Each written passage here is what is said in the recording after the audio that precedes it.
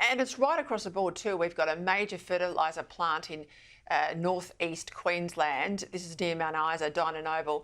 Its Phosphate Hill plant looks like it might have to close because high power prices make it just untenable to process phosphate in Australia. 500 workers will lose their jobs. You've got the Northwest Shelf, a $30 billion project, the extension sitting on the desk of the new Minister Murray Watt. Labor's, kicked that one around for the last 4 or 5 years. It has not made a decision. And this boondoggle of green hydrogen that poor old taxpayers are wasting billions and billions and billions of dollars on, Aaron. Twiggy Forrest today junks another 90 jobs. Everyone's walking away from it. Everyone but Chris Bowen. Yeah, absolutely. I mean, Chris Bowen, it's not surprising they put him in witness protection given his previous campaign performances, but they didn't want to talk about their energy plans during the campaign at all. So it is galling that he claims a mandate. And this is the reality. Cheap, reliable power is the lifeblood of our economy. And really importantly, in this fertiliser example is a heartbreaking example.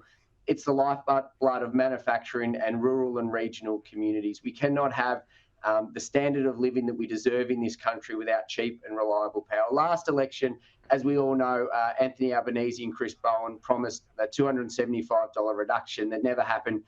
This time they weren't promising that, but they wouldn't even commit to keeping prices down or lower. So at least this time they didn't lie to us, but they still wouldn't claim any way to get cheap, reliable baseload power for the Australian people. And we're going to unfortunately see more businesses struggling in this chase for something that is unachievable at this moment. Green hydrogen, which the Prime Minister used to talk about, he will not mention anymore because he knows it's not sustainable, it's not economical, and it doesn't stack up. That's why we're seeing even Twiggy Forrester and others, as you said, pulling out of green hydrogen. There is a lot of gaps in the Prime Minister and the government's plans, and they have no answers to it. And unfortunately, it's the Australian people that are going to pay the price, and Australian businesses and Australian jobs. Just before we go, Aaron, you're willing to do a front bench job if you get a call up from the leader? Well, Peter, as you know, we serve in the Liberal Party not at the will of the factions, but the will of our leader. I was really honoured to be re-elected with an increased margin as the member for Casey.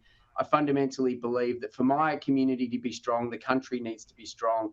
For the country to be strong, we need a strong Liberal Party, first in opposition and then in government. So I want to play a positive role in that as the leader, as Susan sees fit. Obviously, I'd love to have a big voice, whether on the backbench or in a shadow ministry position, but I'll keep working hard for my community, keep putting a positive suggestions forward, and hopefully that results in a bigger role in the future. But I always appreciate our processes and that we do serve at the will of the leader.